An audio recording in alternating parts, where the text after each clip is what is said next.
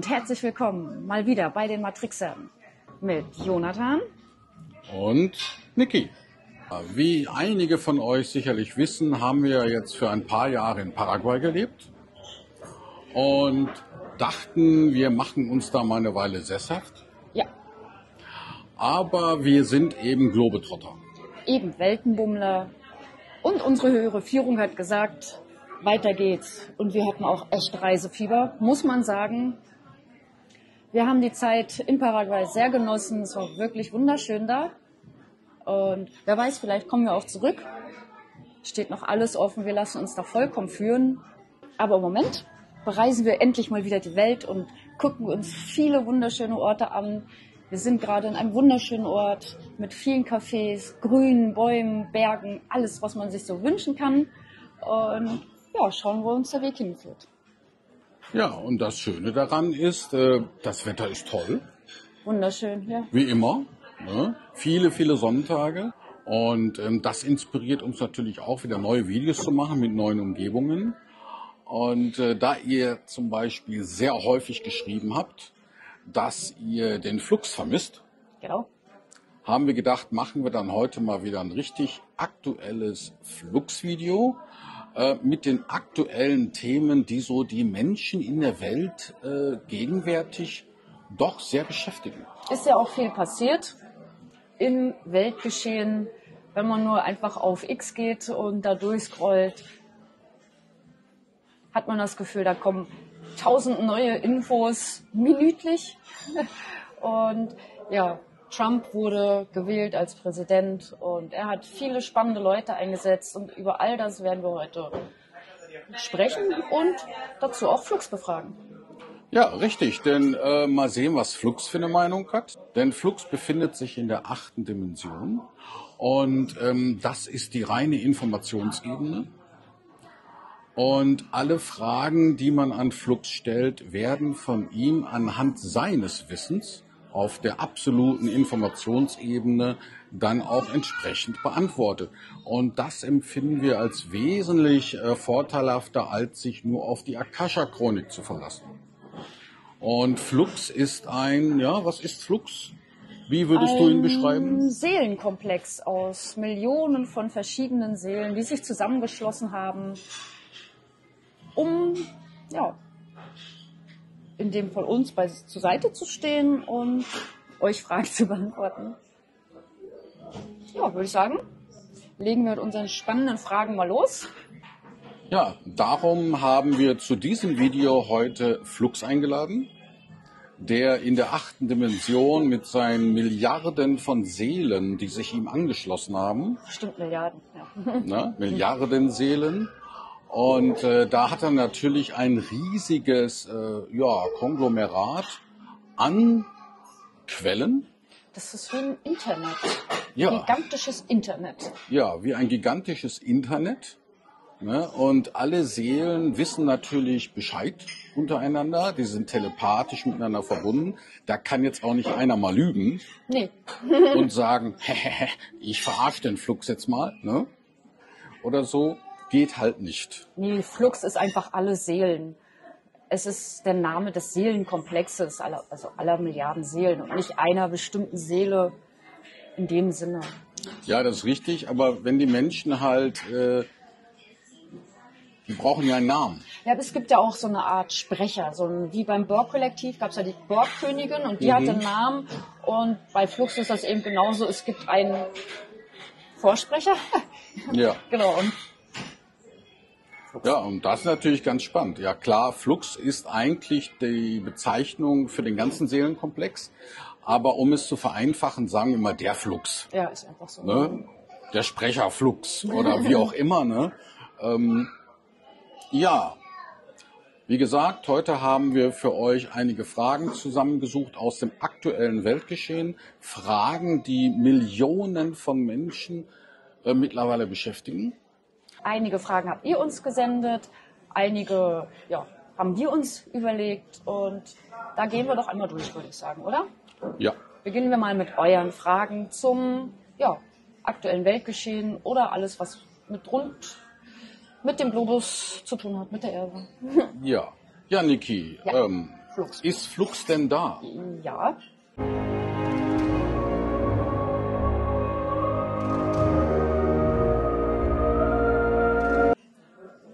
Ja, jetzt ist er da. Also Flux hat sich jetzt unserer Unterhaltung hier angeschlossen, unserer Frage-Antworten-Stunde. Runde. Stunde. Und mal sehen, was er zu den folgenden Fragen zu sagen hat. Okay. Frage Nummer 1. Ist die Ozonschicht der Erde gegenwärtig in Gefahr? Nein. Gut. Flux sagt also nein. Nö, ist alles gut. Ja, ich meine, Ozonschicht war ja, glaube ich, schon Thema in den 90ern, ja, oder? 80er, 90er war 80er, 90er war die Ozonschicht schon Thema.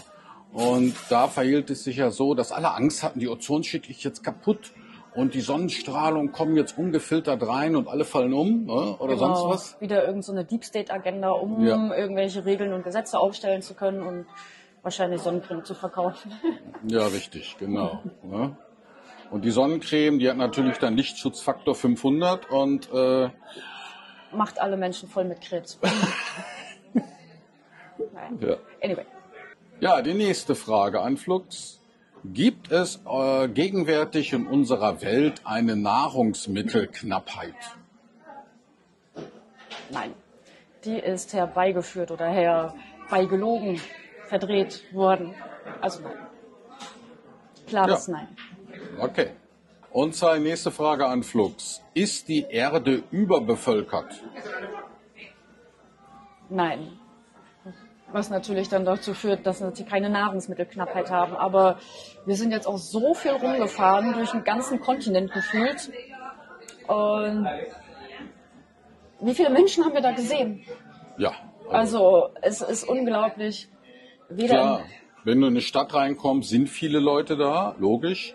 Aber sobald du die Stadt verlässt, ist plötzlich alles leer. Und wie viele Städte haben wir auf unserem Weg gesehen? Ja. Eben, ne? Und wenn, dann waren es nur so kleine Orte oder Dörfer. Also eine große Lüge nach der anderen. Ja, da fährst du hunderte Kilometer und triffst keinen Menschen. Nee. Ab und zu kommt dir mal ein Auto vorbei, das war's. Ja, ne? Wenn du Glück hast. Also nein. Warum auch immer sie das erfunden haben. Aber ja, da gehen ja sehr, sehr viele Agendas mit einher, mit der Überbevölkerung, Nahrungsmittelknappheit und so weiter. Naja, natürlich. Ja. Gut, nächste Frage. Ja, nächste Frage. Gibt es Chemtrails? Ja. Sind diese Chemtrails gut für die Menschen? Nein. Mhm. Sollen denn diese Chemtrails Krankheiten auslösen? Mental, emotional, physisch? Auch. Aha. Auch, ja. Interessant. Ja. Also hat sich mal wieder eine Verschwörungstheorie bestätigt, die schon seit Ewigkeiten existiert. Ja, gefühlt, ne? Also, ich weiß noch, meinen allerersten Chemtrail habe ich gesehen, da war ich 16. Ach was. Ja. Da habe ich schon einen riesigen Chemtrail im Himmel gesehen, aber die waren zu der Zeit noch ganz selten. Ich wusste gar nicht, dass es im Mittelalter Chemtrails gibt. Ja, gibt es. Ja, die nächste Frage. Wir haben ja auch schon immer gesagt, dass es mehrere Zeitlinien gibt, mehrere Realitäten, alternative Realitäten, die eben in unser physisches Erleben, in unsere physische Realität eintreten können oder nicht. Welche alternative Realität eintritt, hängt immer davon ab, wie energiegeladen diese Zeitlinie ist. Und die am stärksten energiegeladen ist, ist natürlich die Zeitlinie, die dann auch die höchste Wahrscheinlichkeit besitzt, eben in unserer physischen Realität wahrgenommen zu werden. Und wir sehen ja jetzt, wir sind ja eine ganze Weile, wie wir erklärt haben, immer zwischen zwei Zeitlinien hin und her gewechselt. Ja, das hat man sehr deutlich gemerkt. Ja, das hat man sehr deutlich gemerkt.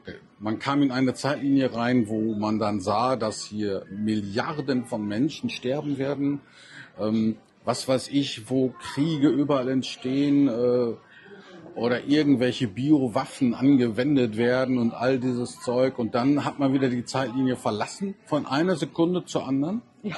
Ne? Das war erstaunlich, immer Ja, wieder. war immer erstaunlich. Und dann war plötzlich wieder eine Zeitlinie, ach, ist alles gut, wird alles gut. Wird alles super, ist toll. Ja, wird alles super, ist alles toll. Und da sind natürlich die Menschen immer hin und her geschwankt. Manche von euch haben es deutlich gemerkt, andere vielleicht nur am Rande und wieder andere haben es überhaupt nicht bemerkt. Die haben sich dann für die eine oder andere Variante entschieden. Und momentan befinden wir uns in einer Zeitlinie, die schon viel positiver aussieht. Und wir hoffen natürlich, dass die stabil bleibt und dass nicht eben wieder diese andere unangenehme, dystopische Zeitlinie wieder an Energie gewinnt. Genau. Bis die hier wieder an Dystopie gewinnt, das dauert noch. Ja. Ja, und die Frage dazu an Flux ist, findet gerade eine Trennung dieser Zeitlinien statt? Nein? Das nicht. Okay. Oder findet eine Zusammenführung von Zeitlinien statt? Nein? Auch nicht. Ich glaube, wir haben uns einfach global für eine Zeitlinie entschieden. Von beiden. Ja, was sagt Flux zu dieser Frage? Ja. Ja, okay. Genau, also die Zeitlinien, die auf uns zukommen, die alternativen Realitäten, wie man auch so schön sagt, oder Parallelwelten, die existieren, da wird natürlich kollektiv entschieden, welche anvisiert wird. Kann sich natürlich auch wieder ändern. Ja, klar. Aber aktuell haben wir eine feste, stabile Zeitlinie, für die wir uns wohl kollektiv entschieden haben. Global. Gut, dann zur nächsten Frage. Ja. Gibt es im Universum satanische Kräfte?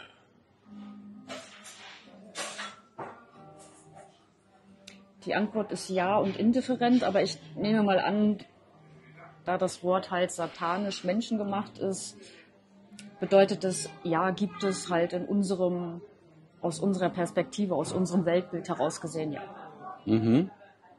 Ah ja. Gibt es auch auf der Erde satanische Kräfte? Ja, gleiche Antwort, ja. Gleiche Antwort, ne? Würde ich auch so sehen. Ja? Also klar, Satan ist so ein Begriff, der ist natürlich konstruiert. Ja? Ich sage ja immer wieder, wenn man eine Satansmaske sich aufsetzt und versucht, ein Baby zu erschrecken, gelingt das nicht. Das heißt also, daher, wo das Baby herkommt, Ja, eben, genau. aus der Welt, aus der das Baby in die Matrix eingetreten ist Satan ein Konstrukt. Ja, man Der sitzt. kennt Satan überhaupt nicht. Ne? Ja. Und man sagt ja auch immer, Babys sind allwissend, weil sie noch viel, viel näher der Quelle sind als zum Beispiel Erwachsene. Ja, der Deep State wird halt dem Satanischen zugeordnet, was einfach bedeutet, dass die bestimmte Agendas und Vorlieben haben oder bestimmte Beweggründe, die wir als äußerst negativ bewerten würden. Und ja, so würde ich es eigentlich eher so darstellen. Ja. Wie gesagt, momentan gibt es ja auch vieles, das die Menschen gerade jetzt aktuell beschäftigt. Ja, genau. Fragen, die sich viele stellen. Und da haben wir jetzt auch mal Flux befragt und mal sehen, was er dazu sagt. Genau. Naja, dann legen wir mal los mit den sehr aktuellen Fragen.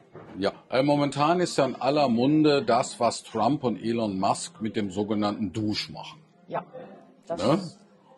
Also Elon Musk hat ja mal in einem Interview gesagt, wenn er was zu sagen hätte in der Welt oder wenn er ein Berater von Trump wäre, würde er ihm vorschlagen, nicht Steuern zu erhöhen und die Bürger weiter abzukassieren, sondern er würde die verschwenderischen Steuerausgaben um ein Vielfaches reduzieren. Ja. Ja? Und DOGE ist eben sozusagen die Abteilung zur Prüfung der Steuerverschwendung Und da oder war der ja Regierungseffizienz. Ja. Und Elon Musk hat dann gleich mal USAID kontrolliert. Ne? Die sind dann da mit 8, 9 Leuten und Sicherheitspolizei reingegangen in die Hauptstelle, haben alles dicht gemacht und haben dann mit ein paar guten Hackern, deren IQ nicht unter 160 liegt, Ja. mal die ganzen Computer durchgecheckt, die ganzen Sachen, die gelöscht worden sind, wiederhergestellt und so weiter und haben natürlich dabei herausgefunden, was für Steuerausgaben gemacht worden sind. Ja. Und da ist Erstaunliches bei rausgekommen. Ja. Und da haben sie nämlich herausgefunden, dass Milliarden an irgendwelche Sachen verschwendet worden sind, irgendwie an seltsamen Ausgaben, die oft auch gar nicht ankamen. Ja. Wo sind die Gelder dann geblieben? Das ist auch eine Milliarden Frage. an Schulen, Ja. dann wurden da nur Tische aufgestellt, wo ist der Rest der Milliarden und so weiter. Genau, Also wirklich für das ja. unnötigste Zeug oder für Kondome in Afghanistan, wo auch nichts bei auch rumkam. Ja, Also, sowas 50 Millionen, damit die Afghanen sich Kondome leisten können. Ja. Oder so. Ja. Also schon sehr interessant, was dann Elon Musk alle aufgedeckt hat. Aber es gibt natürlich auch die Demokraten, die vor Trump an der Regierung waren und finden das alles ganz schlecht, was der macht. Ja, wenn Geldwäsche aufgedeckt wird, ist das nicht gut. Nee, das geht gar nicht. Ne? Aber wir wollen natürlich mal gucken, was so ein Flux in der 8. Dimension dazu sagt. Genau. Was hält der denn von DOGE und von der Aktion, die Elon Musk und Trump da jetzt durchziehen? Ja? Ist es wirklich hilfreich für die USA zum Beispiel, dass DOGE existiert und das, was Elon Musk und Trump jetzt über DOGE sozusagen durchführt? Ja, Ja? ist hilfreich. Findet er gut. Sind da gut. Okay. Kann man so sagen. Ja, Europa könnte sowas auch mal gebrauchen. Ne? Ja, auf jeden Fall. Also da muss auch gescheit aufgeräumt werden, aber vielleicht kommt das ja noch. Ja, hoffen wir's. Ne? Ja, in Deutschland hingegen fragen sich natürlich viele, ja, was wähle ich denn jetzt am 23. Februar? Ne? Wähle ich jetzt wieder die CDU, wähle ich wieder die SPD oder wähle ich die FDP oder wähle ich Bündnis Deutschland oder wähle ich AfD? All das fragen sich jetzt viele Menschen. Ja, war ja auch eine spannende Aktion mit der Weidel und dem Elon Musk Interview und Ja, der hat ja die AfD deutlich gepusht, muss man sagen. Ist ja jetzt in aller Munde. Aber Ja. auch viele Hater hat es auf den Plan gerufen. das ist natürlich auch wieder ganz spannend, ne, dass eben Elon Musk sich auch etwas in die Politik in Europa einmischt. Und sogar sehr erfolgreich, würde ich sagen. Ja. Ne? Das hat ja der AfD einen guten Push gegeben. Und natürlich waren die Altparteien gar nicht so begeistert davon, dass der reichste Mann der Welt sich da jetzt plötzlich für die AfD interessiert. Ist natürlich schon deprimierend dann für die Altparteien. Ne? Aber die Altparteien haben das ja auch nicht anders gemacht. Ist so, ja. Die haben ja Jahrzehnte mit George Soros zusammengearbeitet, mit Bill Gates zusammengearbeitet. Das sind ja auch finanzieren alles lassen, ja. Multimillionäre. Eben. Ja? Also find ich das persönlich eigentlich nur allzu gerecht. Ne? Ja. Ich meine, können die da auch machen, wenn die das auch machen? Ja, ist doch in Ordnung, ne? Sollen sie doch. Naja, wie auch immer, natürlich fragen sich jetzt viele, ja, was soll ich denn jetzt wählen? Ja. Sind die AfD alle wirklich Nazis?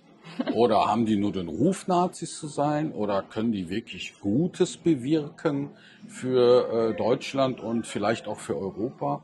Und da wollen wir auch mal schauen, was denn Flux dazu sagt. Genau. Ja. Ist es für Deutschland eine gute Entscheidung, AfD zu wählen? Ja. Ja? Ja. Aha, also Flux findet AfD anscheinend auch nicht so schlecht. Naja, es ist besser als die Alternative. Ja, richtig. Ne, so sehe ich das auch. Ich sage nicht, dass AfD optimal wäre.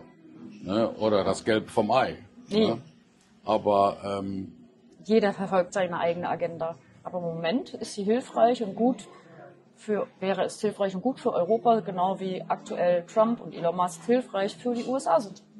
ja, Was am Ende bei rauskommt, das wird irgendwer irgendwann sehen. Aber jetzt ist es gut. ja, auf jeden Fall. Ne. Oder wäre es besser, wieder die alten Parteien in Deutschland zu wählen, wie CDU oder SPD? Nein, Nein. tatsächlich nicht. Okay. Ja, wir wollen ja, Flux einfach ganz normal befragen und schauen, was er so sagt. Ja. Die nächste Frage. Wenn Flux ein Mensch wäre, Ja. der hat ja bestimmt genug Menschen in seinem Seelenkomplex. Ne? Sicher. Ja. Wenn er die Wahl hätte zwischen der Wahl, die Demokraten zu wählen oder die Republikaner, wen würde er wählen?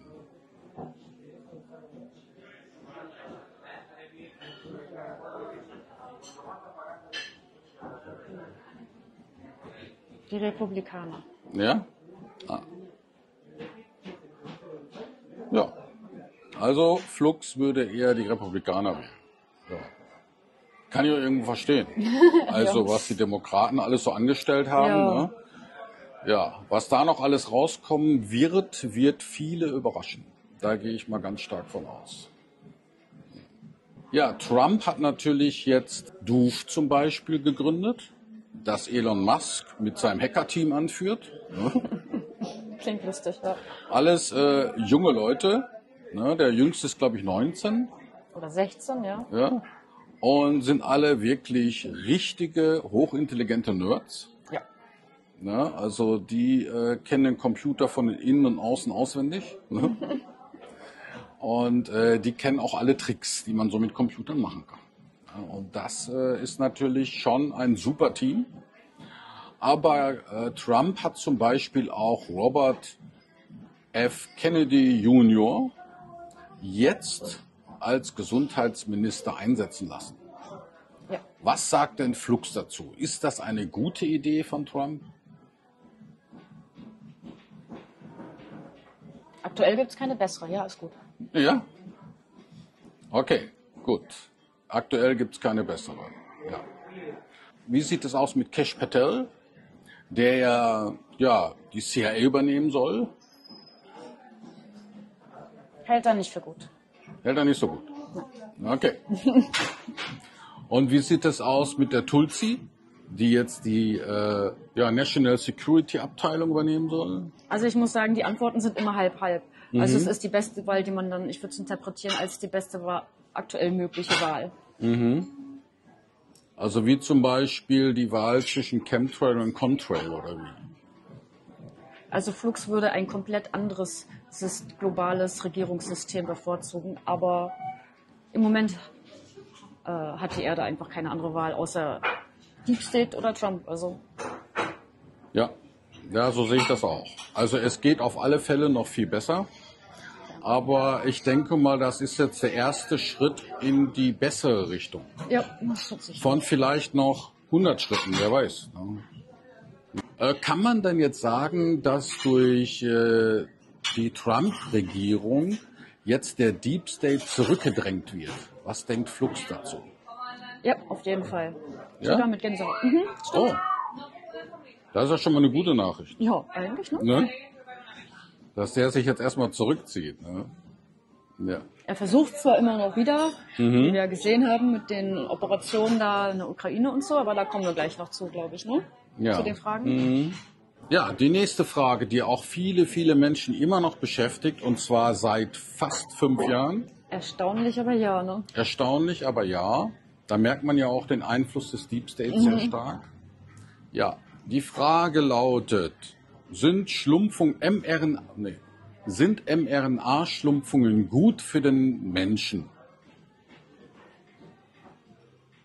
Nein, ganz klar nein. Ganz klar nein. Okay.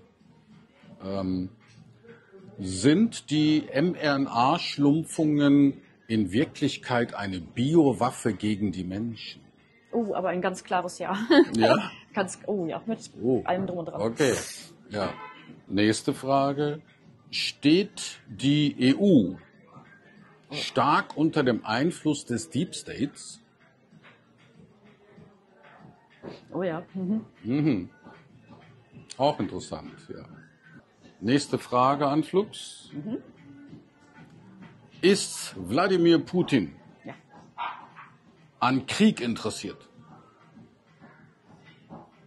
Nein. Nein. Oh, okay. Also will Putin Frieden für die Welt? Das würde Flux jetzt nicht ganz unterschreiben, jedenfalls aber für Russland. Ah, okay.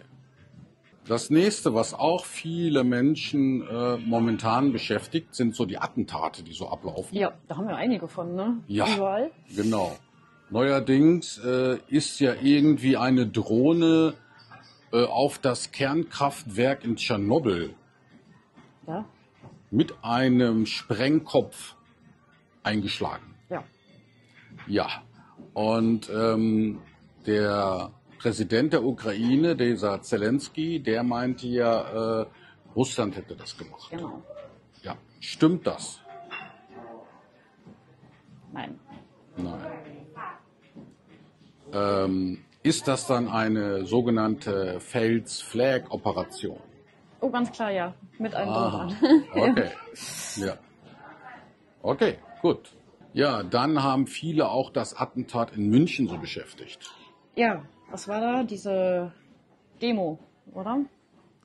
Ja, da war eine Demo gegen rechts. Gegen rechts, genau. Richtig. Und dann sind 2 Afghanen irgendwie mit ihrem Auto mitten in die Demo reingefahren. Genau. Ja, mit irgendwie jetzt mittlerweile, keine Ahnung, fast 30 Verletzten und ich glaube 2 sind auch gestorben. Ja, eine ähnliche Aktion hatten wir vor einigen Wochen ja schon mal. Ich glaube, das war in Magdeburg. Ich denke, das ist unter der gleichen Flagge. Da können wir auch mal den Flux zu fragen. Ja, das finde ich jetzt auch interessant, weil der Deep State, so würde ich es sagen, möchte das gerne den sogenannten Rechtsextremen zuschieben. Genau. Ne? Und die eher mehr rechts sind, sagen, nee, das waren die Linken selber. Genau, genau. Der Deep State möchte eben Europa noch unter seine Obhut wissen und nicht, dass alle dann plötzlich die AfD wählen, weil die könnten ja vielleicht was bewirken oder verändern. Ja, ja, ganz genau. Ja. So mal kurz zusammengefasst. Aber unsere Meinung ist ja da, ja, unwichtig. Ne? Genau. Wir wollen mal schauen, was Flux dazu sagt. Würde Flux sagen, dass das sogenannte Attentat in München eine Failed-Flag-Operation gewesen ist? Absolut, ja. Ja? Ja. Wie sieht es mit der Operation in Magdeburg aus? Das Gleiche, ja. Das Gleiche. Kamen beide von der gleichen Quelle? Ja. Aha. Würde Flux sagen, dass es sich dabei um den Deep State gehandelt hat, der Interesse daran hat, die Linksextremen und Rechtsextremen weiterhin gegenseitig aufeinander zu hetzen? Ja, genau. Ja. Ja? Mhm. Ja, sehr interessant. Ja. Absolut, ja. Wenn 2 sich streiten, freut sich ja der Dritte. Ja, Ne? So war es ja schon immer in unserer Welt. Ne? Spalte und herrsche. richtig. Und das versucht der Deep State weiter, aber nicht mehr ganz so erfolgreich global. Ja, es wird jetzt schwieriger. Es wird schwieriger. Ja. Okay, man sieht die Spaltung, finde ich, aktuell noch sehr, sehr deutlich, vielleicht sogar deutlicher als je zuvor. Aber vielleicht ist das auch gut, um die Menschen dann irgendwann zusammenführen zu können, wer weiß das schon. Würde Flux sagen, dass die Zensur gut ist für eine Demokratie? Nein, ganz und gar nicht, überhaupt nicht. Aber Zensur ist auch ein sehr großes Thema, das auch gerade sehr viel in den Medien, alternativen Medien diskutiert wird. Und ja, gut abgeschafft wird, würde ich sagen, jetzt immer mehr, immer deutlicher. Und das ist schön. Vielleicht schaffen sie es ja auch irgendwann noch bei YouTube. Das wäre total genial.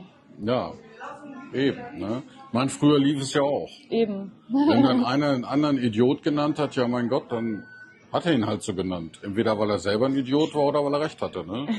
Also, Ist halt so. Das war schon immer so. Ne? Warum sollte man es das plötzlich verbieten, dass einer Idiot sagt oder sowas? Ja. Oder Schwachkopf oder wie auch immer. Ne? Ja. Oder über die wirklich wichtigen Themen redet, über die man nicht reden darf, weil man sonst gesperrt oder geshadowbanned wird. Ja. Weiß Anthony Fauci, dass die mRNA-Schlumpfung eigentlich eine Biowaffe ist? Ja, der wusste das oder weiß Bescheid jedenfalls. Ah, interessant. Und weiß auch Bill Gates, dass die mRNA-Schlumpfung eine Biowaffe ist?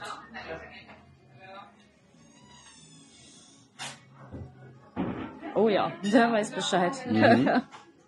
Letzte Frage, glaube ich. Ja, die letzte Frage, die wir erhalten haben, ne, lautet wie folgt an Flux. Ja. Jetzt haben ja viele Länder Milliarden an Dollar und Euro und was weiß ich nicht alles an die Ukraine zur Unterstützung gezahlt. Ja. Ist das in Wirklichkeit nur Geldwäsche gewesen?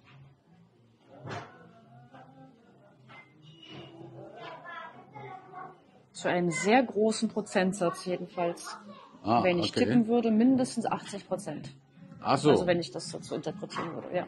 Das heißt, 100 Milliarden wurden an den Zelensky geschickt und 20 durfte er behalten. So nach dem Motto. So nach dem Motto vielleicht, ja. Ja, und die 80 hat er zurückgeschickt und auf ein anderes Konto.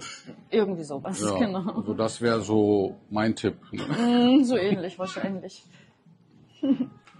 Ja, das waren ja echt spannende Fragen zum aktuellen Weltgeschehen. Ja. Sind dir noch welche eingefallen während unserer Fragestunde? Nein, nicht wirklich. Nee, ne? Es gibt bestimmt noch Hunderte, aber waren schon die wichtigsten, würde ich sagen. Ja. Ja, und in dieser Hinsicht hoffen wir, dass euch unser Trip mit Flux in das aktuelle Weltgeschehen, Ja. in die gegenwärtige Zeitlinie und all ihren Ereignissen, die da momentan stattfinden, interessant für euch war. Genau. Ja, wir hoffen, wir kommen jetzt wieder öfter dazu, Videos zu machen, vielleicht von unseren Reisen, vielleicht andere spannende Themen, die wir schon erörtert haben. Und ja, wir sehen uns im nächsten Video. Ja. Tschüss, Alles Leute. Liebe.